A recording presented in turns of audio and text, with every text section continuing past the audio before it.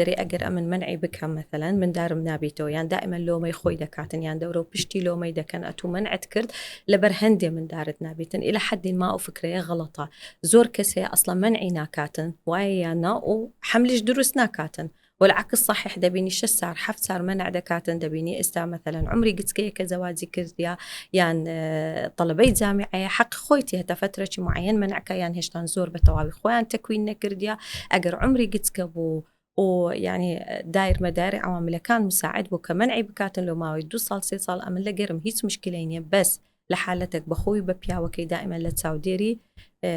دكتور بن متابعيان بكاتن شش مانك زارك بتن فحصي خويان بكن لو حالة دطانن منعي بكن هيس مشكلتي دانية زۆر باش دوتۆرە ئەو ئەنجامەی کە بۆن لە منداڵی بلوورە دروست دەبێت تا چەند بۆنە ئێوە بۆنە سەداسەد گرنتی دەدەن لەسەر ئەوەی کە بۆ منە کەسێک منداڵی بلووری دەکات بۆن منە جاری یەکەمە با بڵێن ئەگەری هەیە بۆن منە پێویستی بە جاری دووەمە هەبێت یاخود بۆن منە جاری سێمیان هەیە هەر سوودی لێوە ناگریتن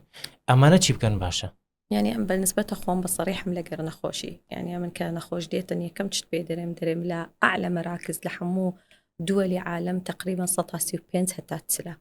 أوكي أو يعني لباشتري مركزي من داري بلوري لخارج ولا لدولتك يعني برين لدولة زور متطورة كان باشا لكن مش يعني بابرين بيستو بينزا تاسية كدري بينزاش يسطا يعني مع احتراماتهم لو حمو رأيتي أو هندك يعني أوكي أتو مثلا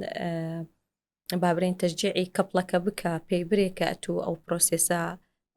نسبة نجاحي هي بس أتو أملتشي زوري مديت كباش يعني كتوشي فيلر دبيتن يعني نجاحاتنا ينيتن أو وقتي زور بيتيك دتيتن